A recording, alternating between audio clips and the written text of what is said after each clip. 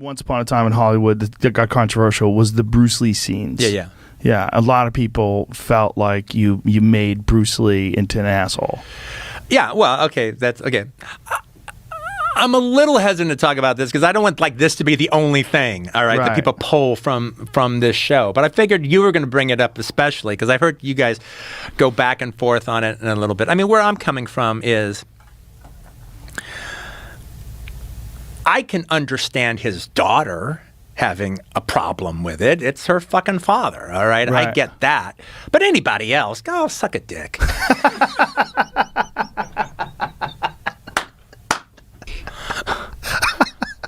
And the thing about it, though, is, even if you just look at it, it's obvious Cliff tricked him. That's how he was able to do it. He tricked him. Mm-hmm. It's like it's explained more in the book. But the thing is, like they do a two falls out of three contest. Mm-hmm. So Cliff loves shit like that. And he has a method, and his method is to give the guy the first fall. Okay, do your fucking move, dude. Right. Let me see your move. All right, and he gives him no resistance whatsoever.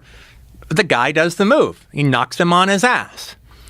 And Cliff, and there's like 4 different ways Bruce could have come at him the second time that Cliff would have had very little defense against.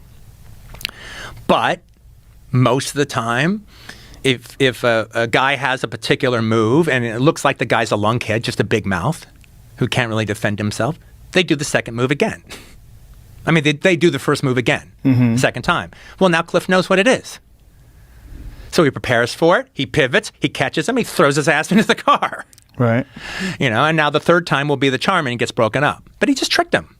And Bruce realized he got tricked. If Cliff hadn't been so vicious, he could have even appreciated it. Do you know about the history of Bruce Lee and Gene LaBelle? Yeah, of course. Did you research that before? Yeah, well, I've always known it and everything. Right. And the stuntman hated Bruce. Really? On Green Hornet. No, it's in Matthew Polly's book. And before that, it's always been known. That's why Gene LaBelle was brought on, to teach Bruce respect for American stuntmen. Bruce had nothing but disrespect for stuntmen. Really? And he was always hitting them.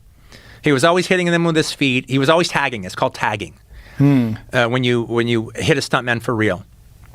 And he was always tagging him with his feet, and he was always tagging him with his fist. And they got to be the point where no, I refuse to work with him.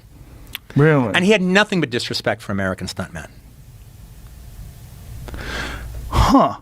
That's interesting. I wonder what that was about. I wonder what his perspective would have been if somebody asked him to explain it. It's like, they're just not good enough. They're pussies. I want to make it look real. Okay. So he was hitting them to make it look real. Yeah. Yeah. But they don't like that. No. That's unprofessional. Well, that is unprofessional, but that's been done before in a bunch of movies by people that people say are assholes. Yeah, and actually somebody else who had a reputation pretty similar to Bruce Lee's in that regards was like Robert Conrad. Oh yeah. During that time, yeah. And he did a lot of his own stunts, and he did some really, really gnarly shit. But and I've always been a big fan of Robert Conrad, but in the stunt community, he was known as Robert never met a stuntman he couldn't blame, Conrad. The stunt world is a fucking crazy world because they're the people that occasionally die making movies. Yeah, absolutely. Which is just nuts. And look, and the thing about it is also, Cliff is a hand-to-hand combat killer. He, he fought in World War II. He fought with the Filipino resistance fighters, in the Philippines against the Japanese. If Cliff fought Bruce Lee at one of Aaron Banks's Madison Square Garden tournaments, Cliff wouldn't stand a chance against Bruce Lee at a Madison Square Garden martial arts tournament. But as a killer who has killed men before in a jungle, he'd kill Bruce Lee. He'd fucking kill him. Bruce Lee's not a killer. Bruce Lee's never really let loose on anybody. He's always had to keep it together in a martial arts tournament kind of way. If he's actually facing a guy who could actually kill him, it's a different story. It's in the book. Bruce Lee realizes when Cliff takes a hand-to-hand, a military hand-to-hand combat stance, he realizes, oh shit, this guy's a killer. What is Finding Hitler all about? This is a show that you're on, and it's on A&E. Is that what it's on? Yeah, A&E is the parent network. It airs on History Channel, and we just had our third season that just finished airing. What's the thought process behind this? Is it legit? Because a lot of people are like, Finding Hitler, get the fuck out of here. They found Hitler, he died. Yeah, I mean, not really. We don't know. Right. That's. I mean, this isn't like Ancient Aliens. This is They declassified a bunch of documents. Both the Israelis, the British, and the Germans and Americans in the past 20 years have been consistently declassifying documents. And there were a bunch of specifically FBI documents that we were spending millions and millions of dollars actively searching for Hitler after the war. Really? Yeah, like millions of dollars. Like Hoover was like, no, send more FBI agents to South America, to North Africa, go to the Canary Islands, go to Spain, trying to find out where this guy went. Tons of real FBI documents with real leads, with real informants, some first eye accounts saying that they physically. So anyways, that's the show. Is us trying to find out, sift through reality and the fiction of the allure, the mystery of that asshole. So what's the official story? The official story is that he killed himself, right? Yep. He killed himself in the bunker with Ava Braun. Yep. And is there any photographic evidence of his death or anything? Yeah. So what the Russians got the body. And they got his skull. And when they brought it back to Moscow, nobody has ever been able to independently verify who and what this body is. They let one genetic test occur, and the body with the bullet holes that they said was Hitler, and have said, and that's the narrative, that's the story, that's all the eyewitness accounts that are even in the vicinity of collaborating with each other, and corroborating each other's testimony.